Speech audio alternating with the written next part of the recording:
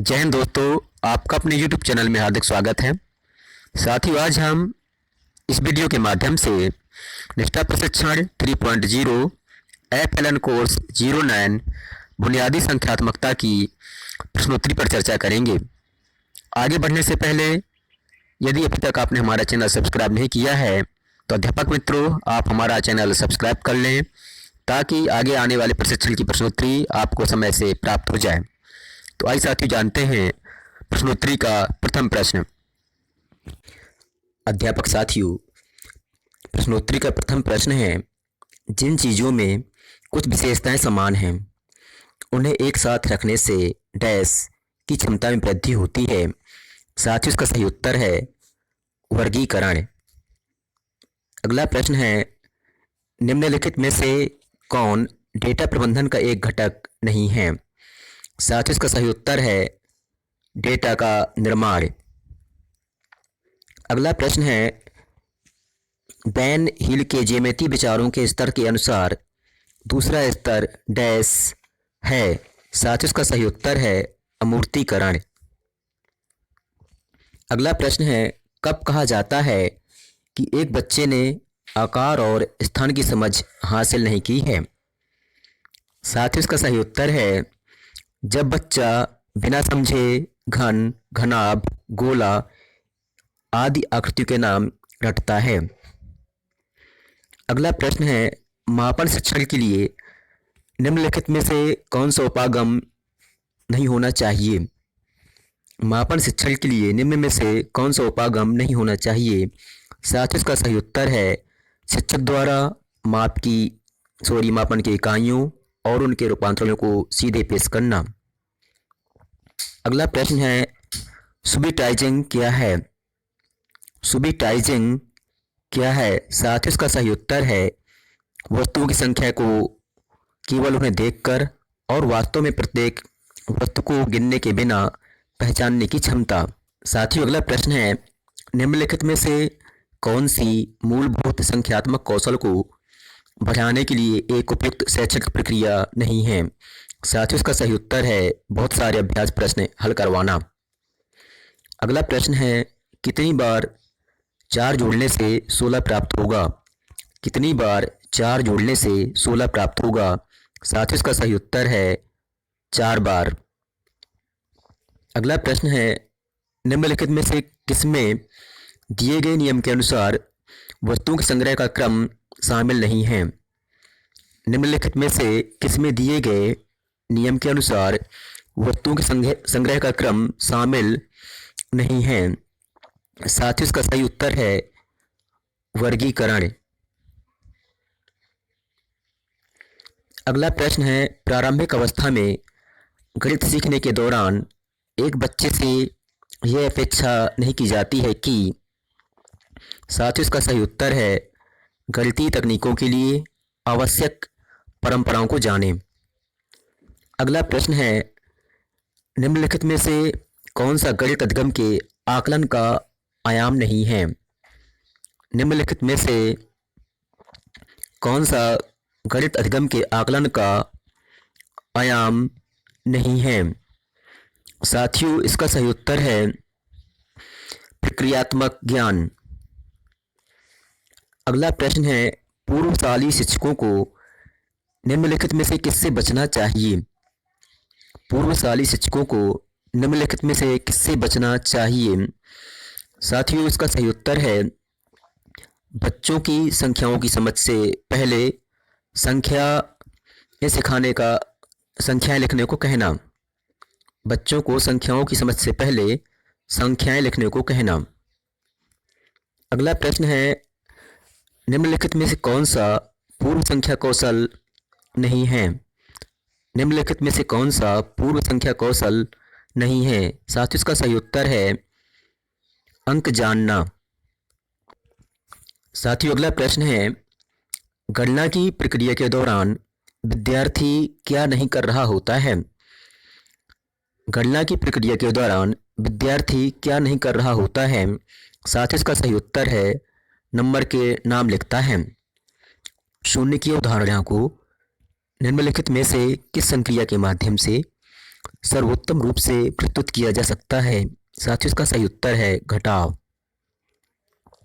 साथियों, अगला प्रश्न है, एक संग्रह की कार्डिनेटली को तुरंत समझने की क्षमता आमतौर पर बिना गिनती के 4 या 5 से अधिक नहीं को कहा जाता है। साथियों, इसका सही उत्तर है सुप्टिजेशन। अगला प्रश्न है, निम्नलिखित में से कौन एक बच्चे को प्रारंभिक वर्षों में संख्यात्मकता में दक्ष बनाने का उद्देश्य नहीं है? साथियों, इसका सही उत्तर है यह उन्हें तेजी से गणना करने में मदद करता है। अगला प्रश्न है, निम्नलिखित में से कौन सा परिदृश्य जोड़ और घटाव से संबंधित शब्द समस्याओं में शामिल नहीं है? साथियों, इसका सही उत्तर है वस्तुओं का वर्गीकरण।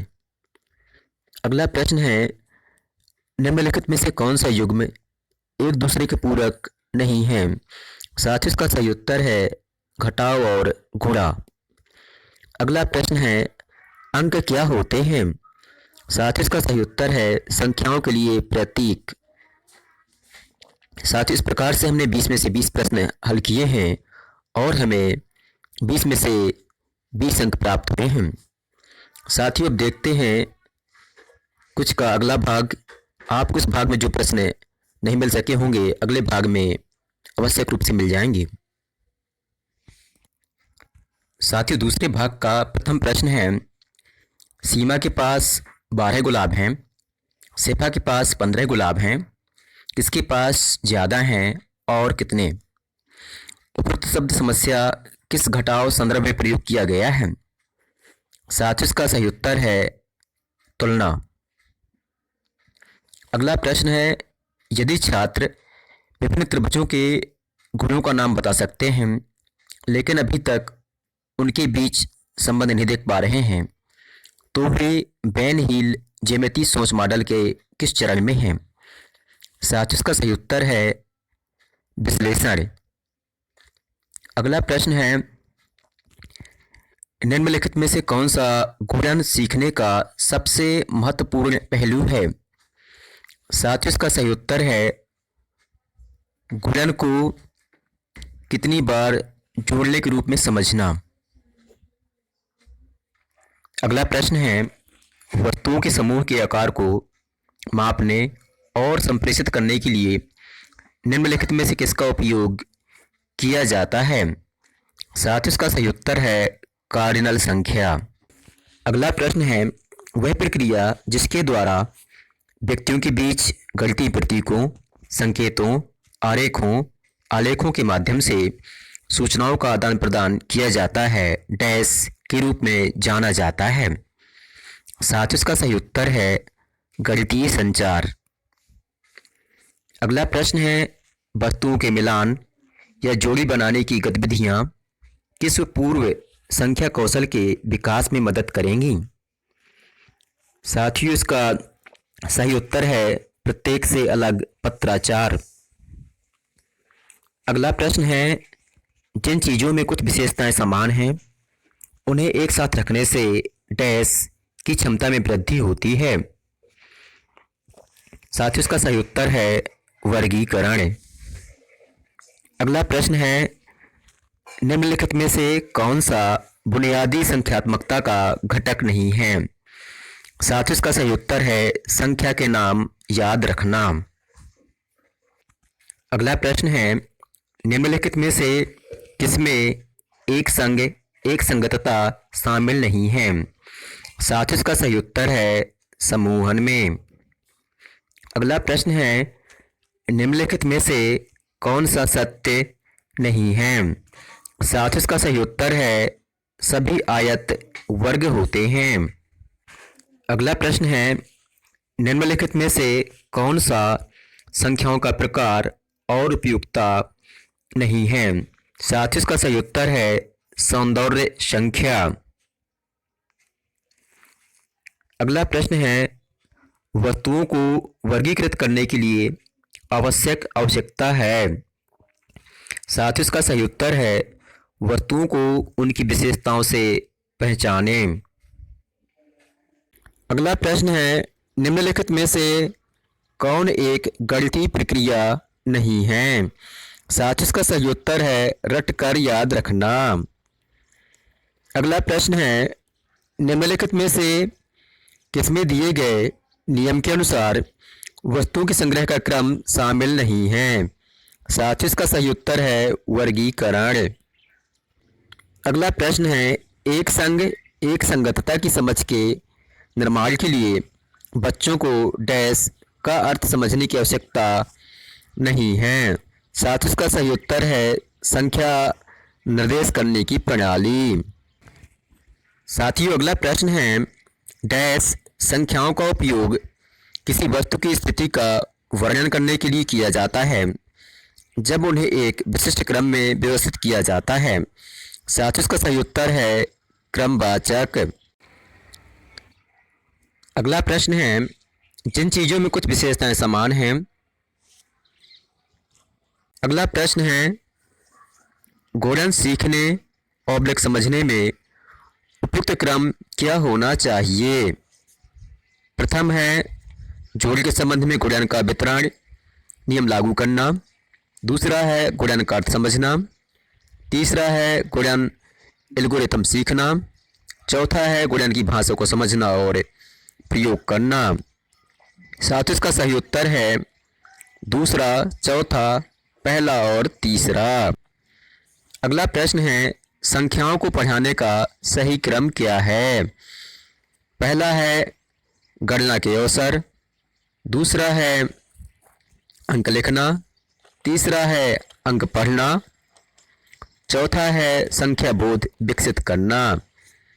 साथ इसका सही उत्तर है पहला, चौथा, तीसरा और दूसरा। अगला प्रश्न है, प्रारंभिक अवस्था में गणित सीखने के दौरान एक बच्चे से अपेक्षा नहीं की जाती है कि। साथियों, इसका सही उत्तर है गणितीय तकनीकों के लिए आवश्यक परंपराओं को जानें। साथियों, इस भाग में भी हमने 20 में से 20 प्रश्न हल करने का प्रयास किया है और हमें 20 में से 20 अंक प्राप्त हुए हैं। तो अध्यापक साथियों, आपको हमारा वीडियो पसंद आया हो तो कृपया चैनल को सब्सक्राइब करें, वीडियो को लाइक करें और अपने दोस्तों के बीच शेयर करें। धन्यवाद।